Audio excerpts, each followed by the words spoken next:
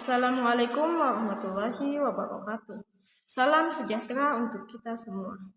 Pertama-tama, kami ingin mengucapkan terima kasih kepada Bapak Dr. Muhammad Rakib, SPD MSI, dan Bapak Rahmat Hidayat, SPD MSI, karena telah memberikan kesempatan kepada kami untuk mengerjakan tugas ini.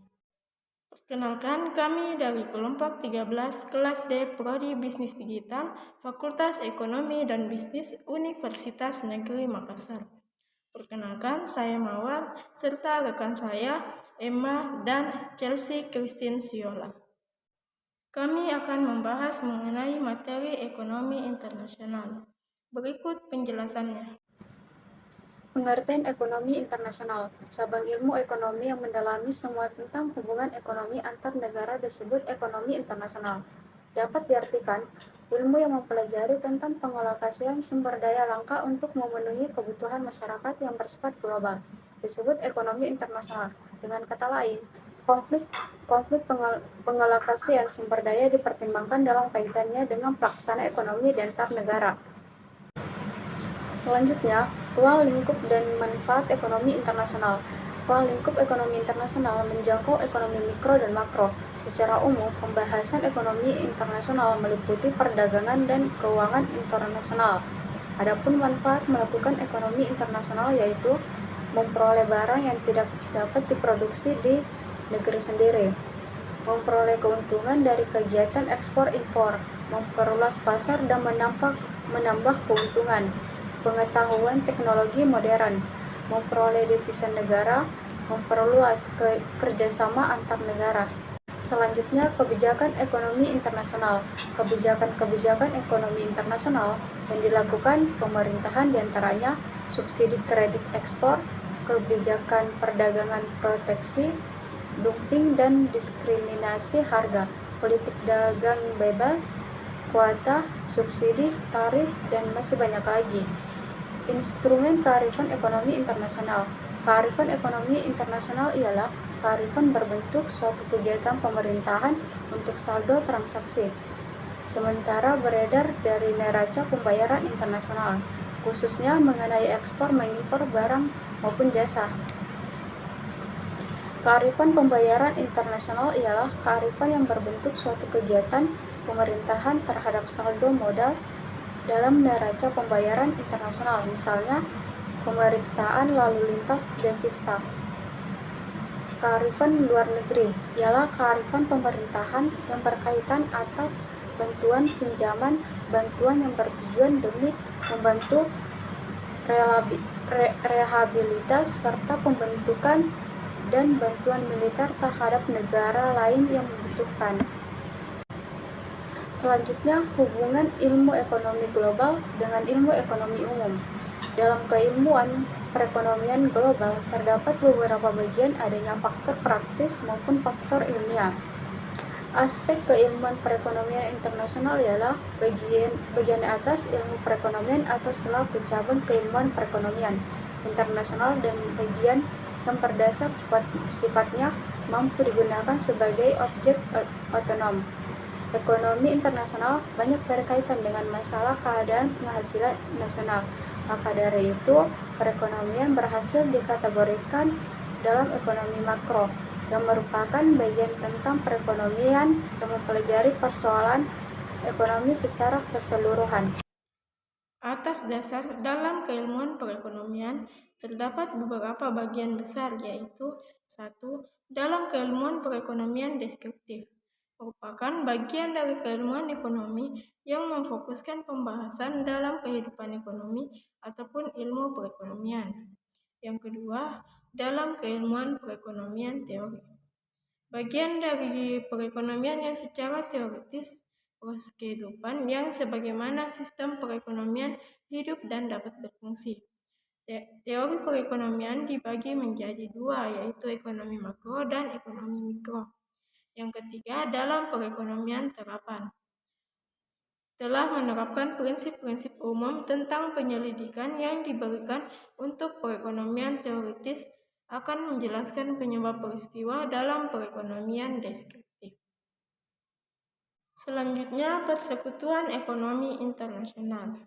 Kekerabatan yang mempelajari kerjasama di antara satu wilayah dengan wilayah lainnya yang dapat meningkatkan kesejahteraan ekonomi, memperluas lapangan pekerjaan, dan menambah pemasukan negara, disebut dengan kerjasama ekonomi internasional.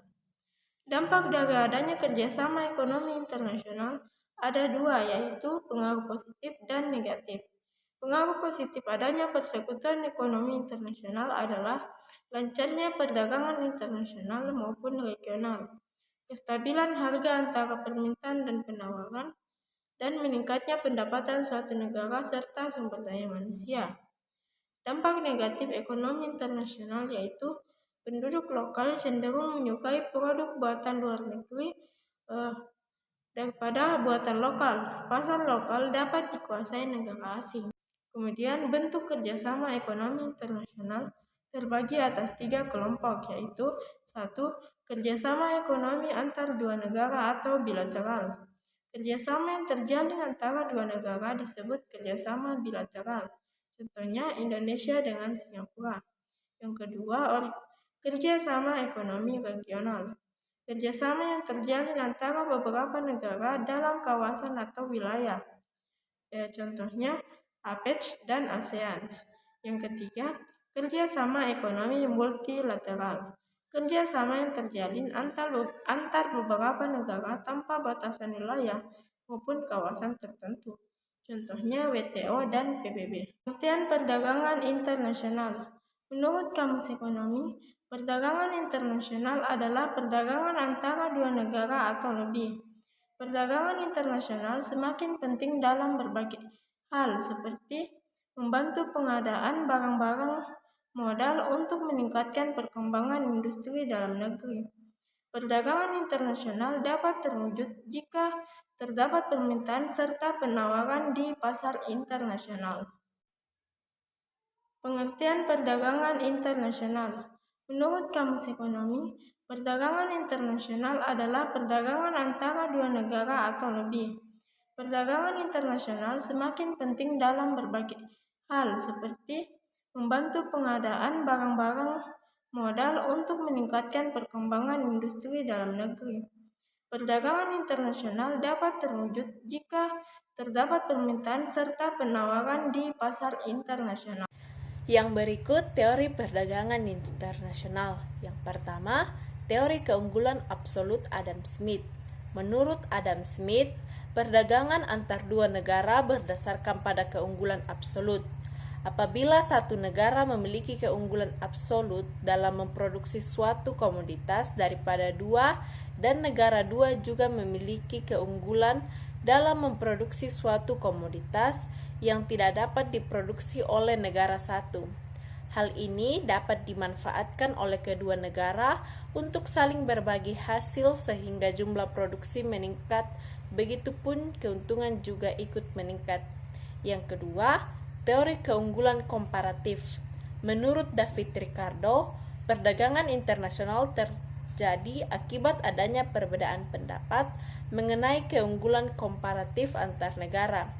David mengemukakan bahwa keunggulan komparatif akan dicapai apabila negara mampu memproduksi barang atau jasa dalam jumlah yang tinggi dengan biaya yang relatif lebih murah.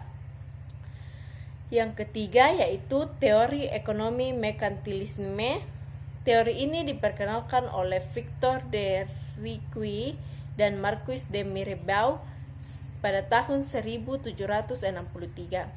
Teori ini berpendapat bahwa jika kegiatan ekspor terjadi pada satu negara, maka dilakukan sesering mungkin, sedangkan kegiatan impor dilakukan seminim mungkin, agar produsen dalam negeri lebih makmur karena barang lokal terjual dengan harga yang terjangkau dibandingkan dengan barang impor dari luar.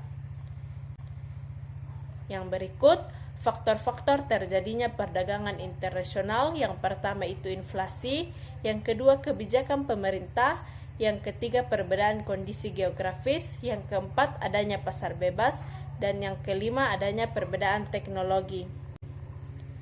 Yang berikut faktor-faktor penghambat perdagangan internasional. Yang pertama, konflik atau peperangan. Yang kedua, perbedaan nilai mata uang. Yang ketiga, pemberlakuan kebijakan perdagangan oleh pemerintah. Dan yang keempat, kebijakan lembaga ekonomi internasional. Manfaat perdagangan internasional yaitu antara lain sebagai berikut: mempengaruhi stabilitas harga barang, eksistensi tenaga kerja, memperluas pasar, transfer teknologi, memenuhi kepentingan negeri lain, meningkatkan devisa negara, perkembangan ekonomi, dan mendapatkan keuntungan internal maupun eksternal. Kesimpulan dari materi yang kami presentasikan pada hari ini yaitu ekonomi internasional wajib kita pelajari karena merupakan cabang ilmu ekonomi yang mempelajari tentang perkembangan perekonomian negara-negara lain dan bagaimana proses terjadinya kerjasama antar negara. Ekonomi internasional berperan penting dalam siklus bisnis internasional. Perkembangan teori di dalam bidang ekonomi internasional telah demikian maju dan sangat menyentuh segi kehidupan ekonomi manusia modern. Itulah tadi pemaparan materi dari kelompok kami. Semoga bermanfaat bagi kita semua. Mohon maaf jika ada kekurangan. Wabillahi taufiq wal hidayah. Wassalamualaikum warahmatullahi wabarakatuh.